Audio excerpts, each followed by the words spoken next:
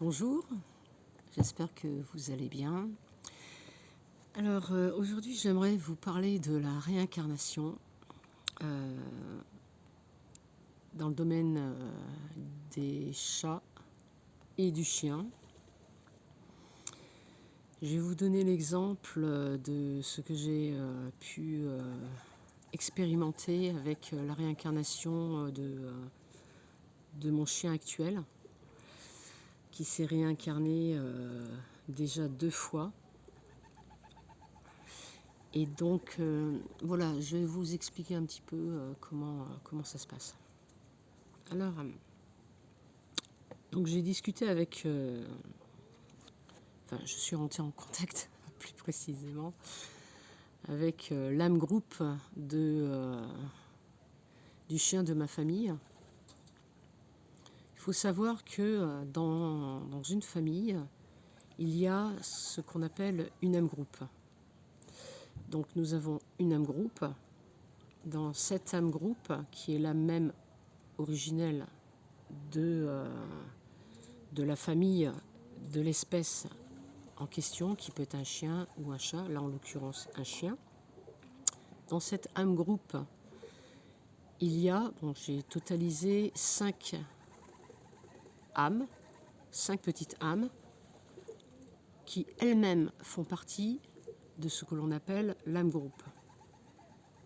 L'âme groupe, c'est cette âme-là qui se scinde en 5 petites âmes qui peuvent se réincarner soit plus ou moins en même temps ou à quelques années, quelques mois près, peu importe, et qui font partie de la même famille.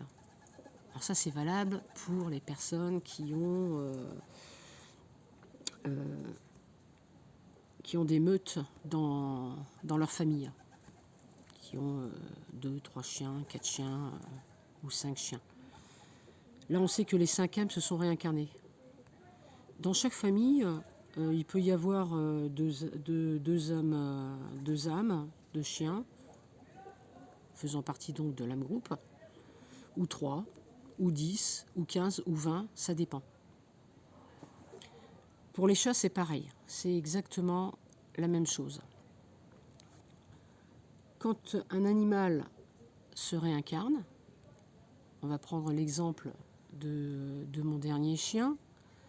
Quand il s'est réincarné, au début, il a fait les mêmes choses durant quelques mois, les mêmes choses que mon précédent chien. Et après, il a commencé à développer sa vraie personnalité, son vrai caractère, sa petite âme individuelle, celle qui est scindée de l'âme de départ en fait,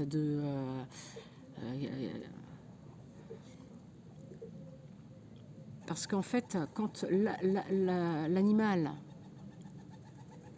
vit sa vie, il expérimente beaucoup de choses, il acquiert beaucoup d'expérience à travers les humains, d'autres animaux, et lorsqu'il décède, ce qui se passe, c'est qu'il, bon, bien sûr, elle repart avec toutes ces expériences-là. Lorsqu'il revient, il revient avec les expériences du précédent qui s'est réincarné.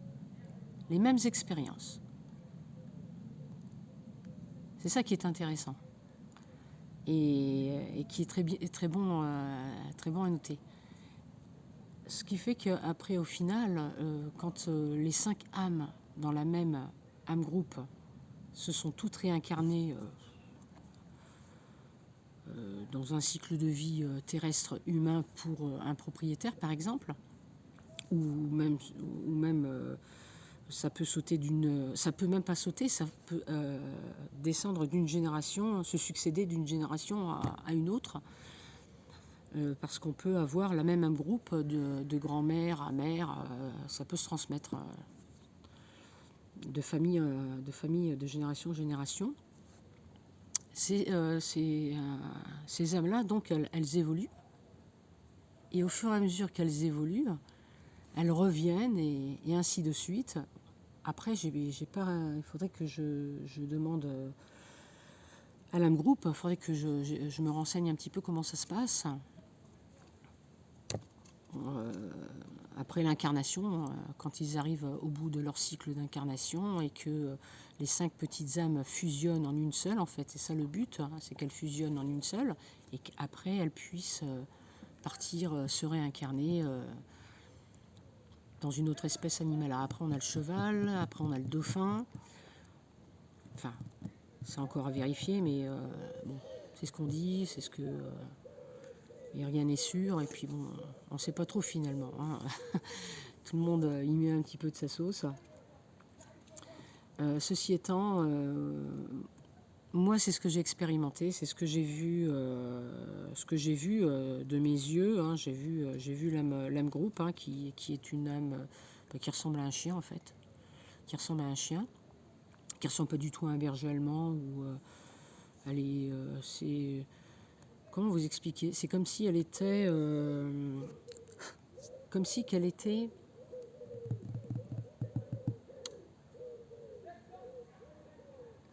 humaine un petit peu. Vous voyez ce que je veux dire? C'est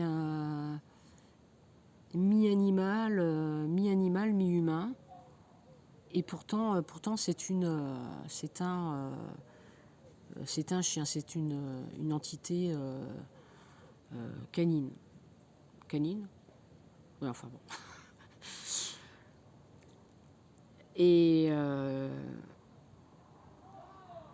quand l'animal donc finit son cycle d'incarnation, moi, mon chien m'a prévenu qu'il allait revenir. J'en avais parlé dans d'autres vidéos. Une fois qu'il revient, après, il refait, comme je disais tout à l'heure, les mêmes choses, etc. Il suit son cycle d'incarnation. Et l'âme, quand elle part, elle rejoint les autres petites âmes. C'est pas forcé que la même revienne. Mais si elle était bien, elle peut revenir juste après. Comme ce qui s'est passé avec Ben. Rex était tellement bien avec nous. On est parti un petit peu trop rapidement, trop tôt. Et il est revenu, il a demandé à revenir et il est revenu.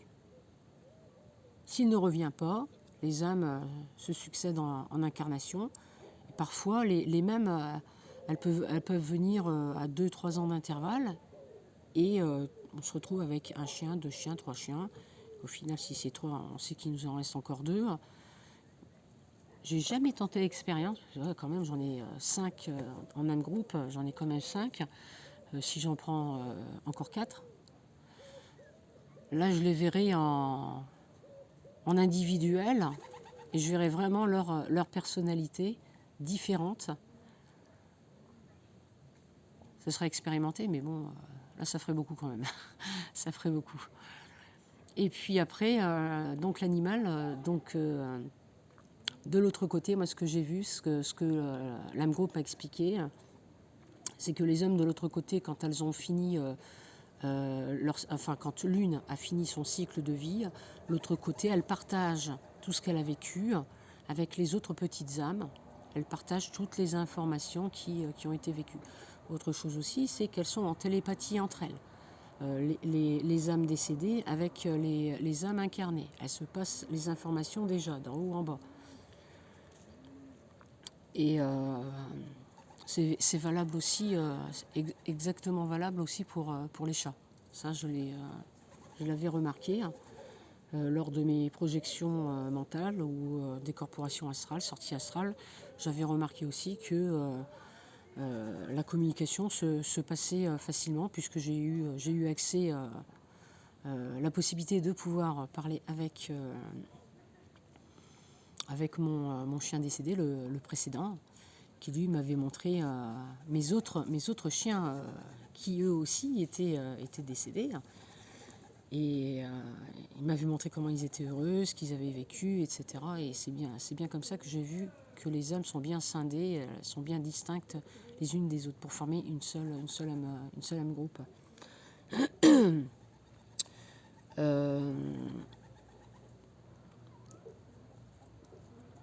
C'est très intéressant de pouvoir de pouvoir expérimenter ce type de phénomène-là. Aussi un autre, par exemple, si on veut, allez, admettons, hein, on a perdu un chien qu'on adorait énormément, et on ne sait pas combien on en a dans cet âme groupe dans notre famille. On ne sait pas si on en a qu'un, si on en a deux, trois, ou on ne sait pas. Eh bien, il ne faut pas demander, mais on peut dire à l'animal en question, tu es la bienvenue, tu peux venir quand tu veux, je ne t'attends pas, bon, c'est toi qui décides quand tu veux revenir, mais la porte est ouverte et la famille t'accueillera avec amour et respect, et tu seras aussi heureux que tu l'as été dans ta vie précédente. Il ne faut pas dire reviens, j'ai besoin de toi, tu me manques. Il ne faut pas demander, en fait, c'est pas nous qui décidons.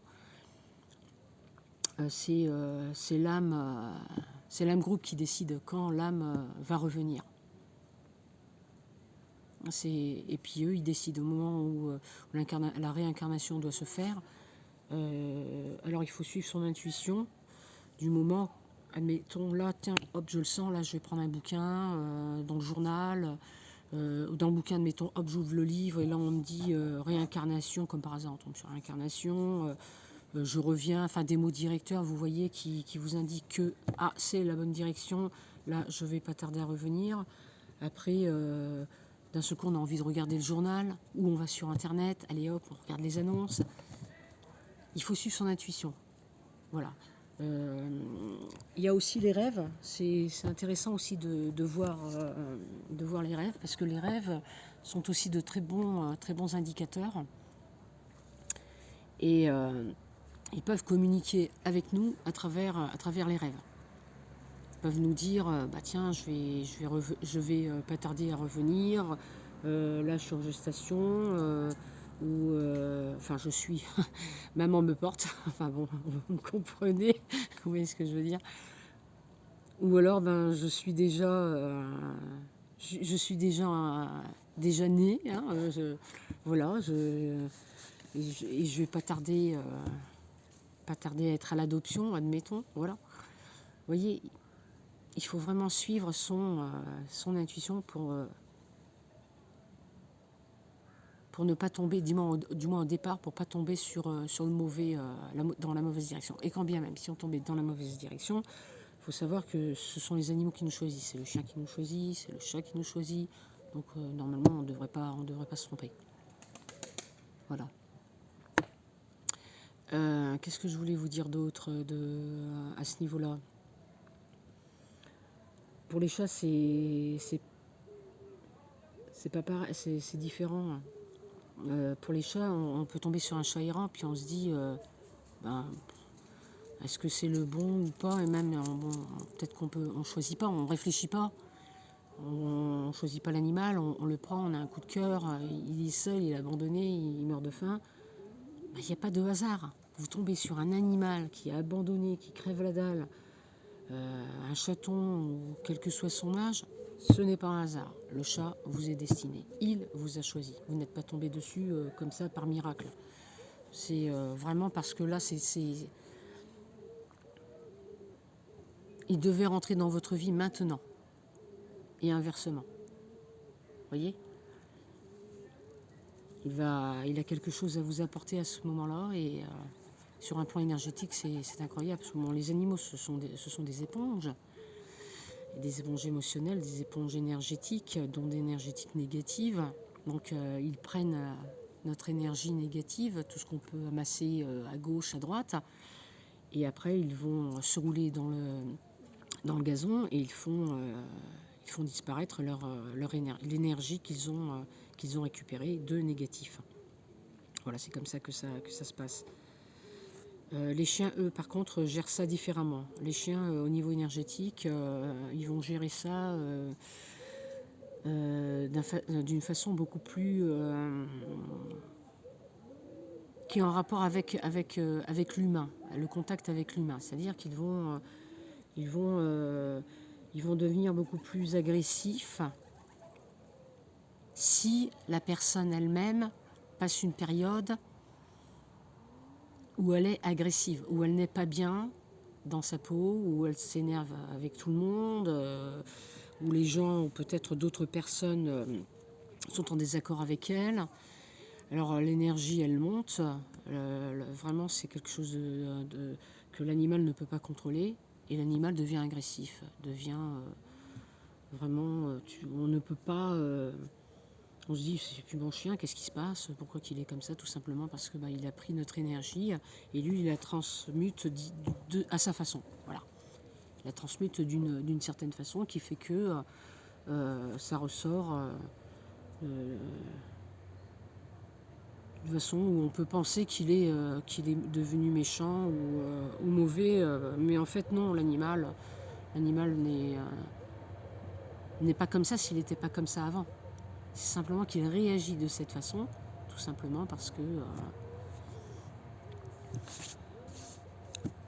la petite âme groupe là, de réincarnation, par exemple, on prend l'exemple du chien, si dans une vie antérieure il était très gentil, très doux, etc. Dans cette vie-ci, je prends l'exemple, admettons, là je pensais à ce que je disais tout à l'heure, je saute du coq à l'âne, mais si il était très gentil, pacifiste, enfin un gentil chien, un bon petit toutou quoi.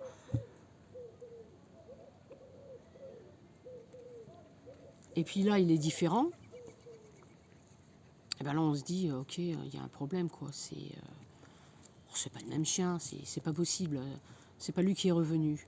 Bah, si c'est possible que ce soit lui qui soit revenu, sauf qu'il ne faut pas oublier ce que je vous disais tout à l'heure, c'est qu'il revient avec les informations et les expériences des précédents chiens. Voilà. Donc c'est un petit plus en plus sur son bagage. Voilà. Vous voyez, l'animal évolue aussi en fonction de son lieu de vie, comment il est chez lui. S'il vit en harmonie, en paix, dans le calme, l'animal sera calme.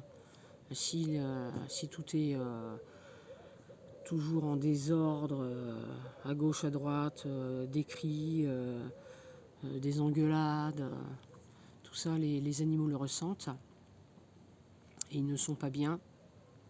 Et parfois, l'animal peut ne pas revenir dans la même famille à cause de ça. Il se dit, ok, c'était super, j'ai bien vécu, j'ai eu à manger, j'ai bien dormi, j'étais au chaud. Mais là, je reviendrai pas, quoi. C'est pas possible. Voilà. Une dame, une fois, m'avait demandé comme ça, est-ce que son chien allait revenir? Et son chien m'a dit que c'était trop triste chez elle, qu'elle était... alors là, pour lui dire, c'est pas facile, mais bon, j'ai été honnête, je lui ai dit qu'en fait, l'animal, il était déjà triste de voir que la dame était triste dans sa vie parce qu'elle était toute seule, mais en plus, que c'était une expérience qu'il a vécue pour l'aider à évoluer et que la dame, elle avait déjà du mal à monter, à évoluer. Bon, elle avait déjà fait un bon bout de chemin de vie, mais c'était pas assez suffisant. Donc, ce qui fait que c'est le deuxième chien qui a pris la relève. Dans la même âme groupe, il y en avait deux, et c'est l'autre qui était beaucoup plus...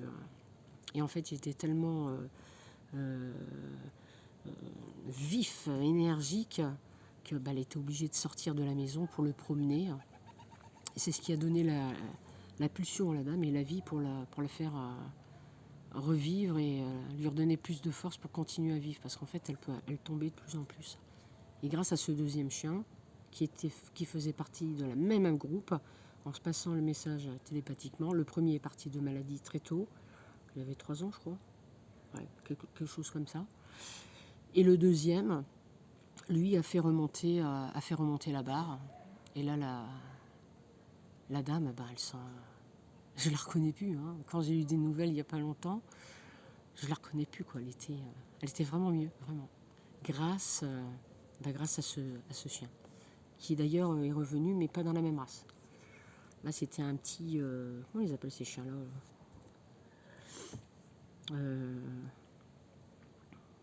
le chien de Chavannes, là. Hein, ouais, vous voyez, ouais. Vous voyez ce que c'est comme race. Voilà, donc c'est très speed, hein, ces chiens-là. Voilà. Alors, Mais si vous avez des questions, n'hésitez pas. S'il y a des commentaires, etc., d'autres sujets que vous aimeriez que je développe sur les réincarnations ou autres, n'hésitez pas. Je vous souhaite une bonne soirée. Au revoir. À bientôt.